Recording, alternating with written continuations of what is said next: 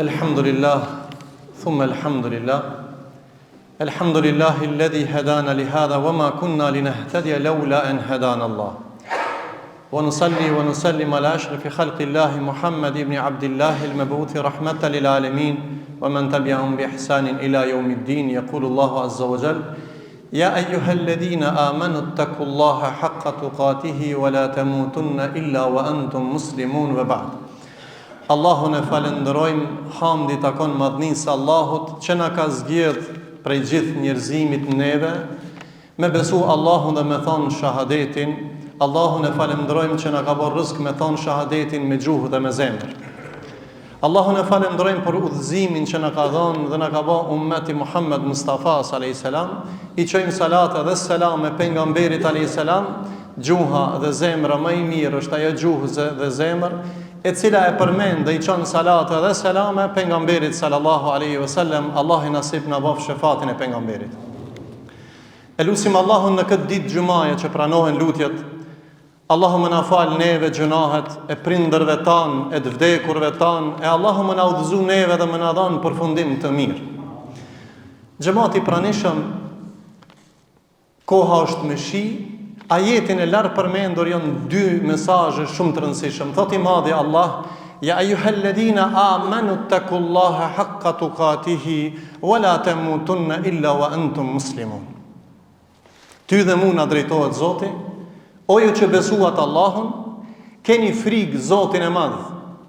Respektoni Allahun, wa la tamutunna illa wa antum muslimin.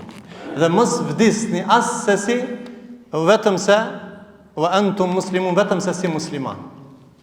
Mesazhi i parë është: nuk mundesh me vdek si musliman. Allahu po drejtohet o ti që besove Allahun, nëse don që këtë besim me rujt, duhesh me shtu frikën ndaj Zotit madh. Frikë respektin. Ty friga respektit çon në xhami, me agjeru, me respektu prindin, me bë vepra të mira, mu rujt pi haramit ashtu me radhë. Prandaj grada e njeriut në xhennet është mbas frikës ndaj Allahut.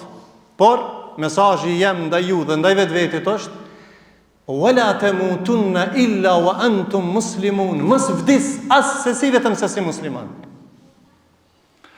Nuk ka dikun ajet, nuk di dikun që thot Allahu apo Resulullahi në pleqni banu musliman. S'ka.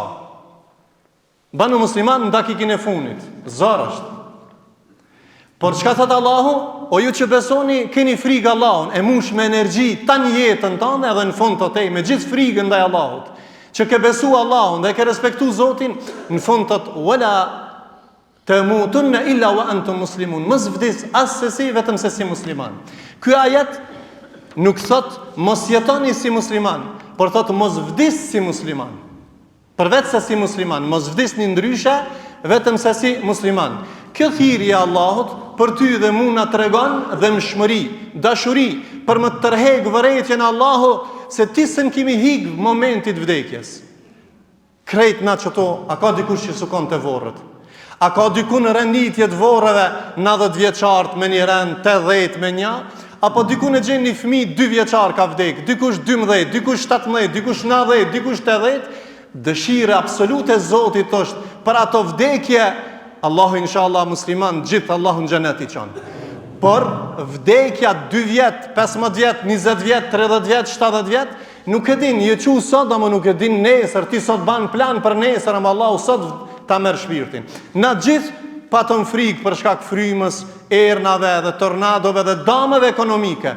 Ama kërkush nuk e ka dertin, masanena haron, në çfarë gjendje dush me vdek ti? Prandaj thot pejgamberi alayhis salam, veprat vlerësohen sipas përfundimit të tyre, innamal a'malu bil khawatim. O vëllezër, shumë njerëz kanë pas plane për nesër, ama nuk janë sot. Për nesër, për masesër ka bë plan, nuk janë. Prandaj njeriu me çka jeton, me çata vdes. Jeton me namaz, jeton me sejdë, me ata vdes. Jeton me Kur'an, me ata vdes. Dhe kështu neve na porosit pejgamberi sallallahu alaihi wasallam, që shpesh herë na para se më thon me fal namazin, thojnë o xhamat. Fal në namazin, kështu na ka porositë Resulullahi, sikur me qeni fundit dhe takimi fundit me Allahun. Ka njerë që tu pi gjematit tonë, e ka falë namazin qetër e këna përcjell të vorët. Ndoshta edhe ti që jetë më dëgju, ndoshta edhe une. Ndoshta është takimi i fundit me Allahun. Ku ka takim më të mirë me Allahun se me sejdë, me Kur'an? Une dhe për përfundoj. Kam pas xhamatlin në fshatin Shishov, që më ka vdek në sejdë, ama ai burr kur nuk e ka lënë namazin pas se në sejdë në xhami të e fal namazin 5 kohë. Nëse ka jetu me sejdë ta jetën, ashtu ka përfundu. Hoxhallarët e ton, baballarët e ton, gjyshtë e ton me Kur'an kanë vdek, pse se me çata kanë jetu dhe me çata kanë vdek. Prandaj kanë thënë ulemaja, kush jeton mbi diçka, mbi ata vdes. Nëse gjuha jote është e mësuar me dhikr, ka gjasa me përfundu me dhikrin Allah. Nëse balli jëtë është mësu me sejdë, ka gjasa me përfundu në sejdë me vdek. Prandaj të shfrytëzojmë këtë jetë, se nuk e dim kur na vjen fundi. Prandaj e lutim Allahun e Madh që Allahu të na bën nga ata që jetojmë si musliman dhe vdesim si musliman. Kështu na porosit Allahu, o ju që keni besuar Allahun, keni frikë Allahun dhe mos vdisni as se si vetëm se si musliman. Nëse e ki platformë frikën ndaj Zotit dhe me vdek si musliman, pasha Allahun kemi vdek si musliman. Allahu na marr shpirtin me iman ya rabbel alamin. Allahu i bab vorët e vdekurve tan baçe pe baçeve të xhenetit. Allahun e lutim që të na ruaj nga katastrofat dhe nga dënimet në këtë dynja dhe në ahiret ya rabbel alamin. Allahu inshallah nuk na trishton as në atë nevorit, as në momentin e vdekjes. Allahu na bëft nasib shahadetin në momentin e fundit. Kjo është fitoria më e madhe. Aqulu qawli hadha wastaghfirullaha li wa lakum wa lisa'il muslimin fastaghfiruhu innahu al-ghafurur rahim.